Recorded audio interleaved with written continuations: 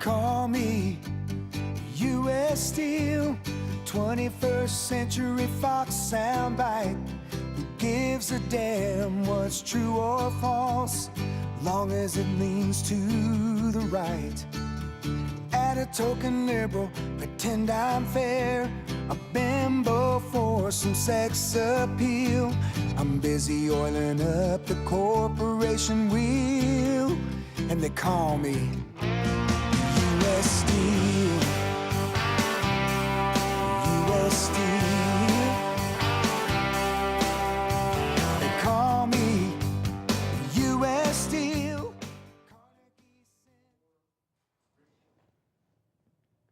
Hi, America, and of course you've seen the title. It's A Caring Nation, titled, Now That Ain't Right. Now, from the beginning, let me throw down what's going on. I am a Chris Rock fan. I don't care if he does profanity or not. He is funny. And right now, I'm suffering from sinusitis. As a matter of fact, over the weekend, I was in the emergency room and had to stay in the hospital for one day because they didn't know what was going down, and they wanted to make sure I was all right because of my other medical condition. I bring that up not to make you feel sorry for me, but bring that up because I had planned to do this show about a month ago. And so even though I was in the hospital, and even though I went through some stuff, I did not allow my personal pain or suffering to keep me from doing what I felt was important. Now, let me go back a little bit, retract a little bit, or retrace. The thing about Chris Rock is sometimes with my voice, I can almost sound like Chris Rock when I say, now that ain't right. But I like Chris, and I think through his comedy, which most comedians do, they bring about very important topics and social issues. They make you laugh. Now, I believe Louis Anderson is now deceased, but we're going to talk about some issues today, and then I'm going to tell you about a routine Louis Anderson used to do, which I believe is based, at least in part, in actual experiences he faced. But this show today is going to be about things that are going on around the globe, once again, that we need to change, but that we can change. You know, it's one thing for somebody to come on and say, we need to change it. It's another thing to have advice as to how we may go about changing it. So, without further ado, I'm going to introduce the amazing Linnell Jones III. Hey, hello, how's everybody doing out there? Glad to be here once again.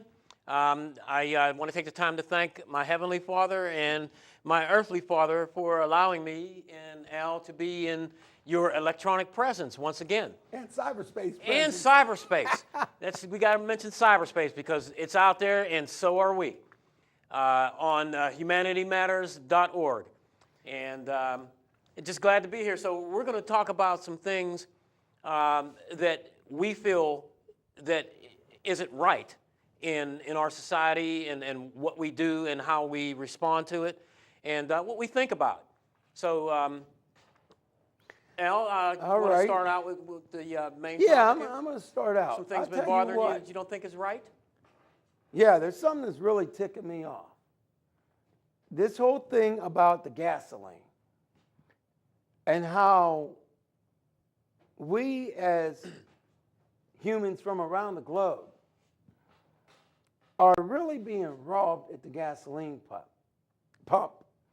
Now, it's very important to say, as we film this, gasoline in Pittsburgh, Pennsylvania, in the United States, the North American continent, is ranging about $4.09. Also, some of them are $3.99, but the majority are $4.09. But what is important, before we talk about gasoline, I say humanity matters. That includes every country. Now, in America, we're looking at about $4, $4.10 a gallon. But what we need to understand is in Europe, in England, they've consistently been paying $7 to $10 for their gasoline, and I believe they don't even get quite as much. They don't get a whole gallon. So they're paying at least almost twice what we're paying, if not more. Now, what we need to understand is we hear that the reason why gasoline is so high is because India and China are becoming dependent on it for not only for vehicles, but for industry and what have you. And we hear other things such as we don't have enough oil drilling and research and whatever. And there are a lot of reasons they give us. And some of them may be valid. But what is not being said, when you hear it in the news reports, what's being omitted, ladies and gentlemen, people around the globe, is that oil was averaging $23 a barrel before we went into the United States of America and other countries went into Iraq. That's right. Oil was about $23 a barrel. Let's throw it out to 33. Let's just say it was $33 a barrel.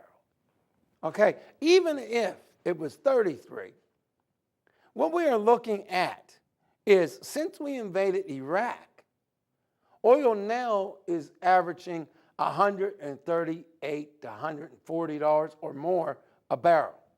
So we're looking at an increase of more than $110 a barrel. Now we need to analyze that for a minute. Why would it be that after we invaded this country, oil went up when the country we invaded was an oil producing nation? We ought to be having the lowest cost of a barrel of oil in history. Instead, we are having the highest cost.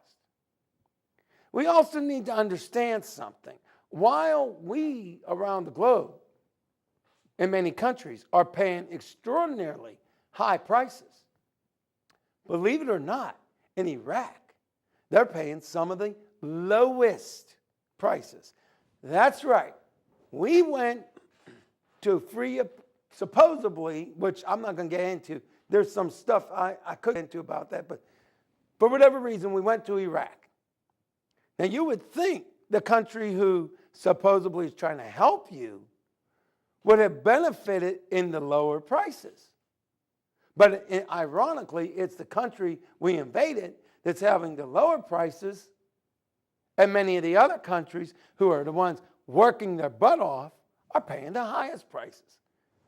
Let us not forget also the other cost in Iraq, the most important cost. It's not the barrels of oil. It's not the reconstruction. The highest cost is the American lives, the other soldiers that are being killed in Iraq. And yes, I'll concede the violence is slightly going down, but people are dying there every day still. Let us not forget also, many people in Iraq, Iraqis, have died. So the real cost isn't the oil and yada, yada, yada. The real cost is the human lives, regardless from where they're at, where they're from. But getting back, right back on topic to the oil. How is it in America we're paying the highest ever price for gasoline and diesel fuel for our trucker friends when we went over to help another nation? And that nation is paying the less. Now, I did get a little bit repetitive there. I may do it again. I want it to sink into every person around the globe who hears this show. I want you to understand, not only are you being robbed at the gas pump, not only are airlines going out of business because of the fuel prices, not only is our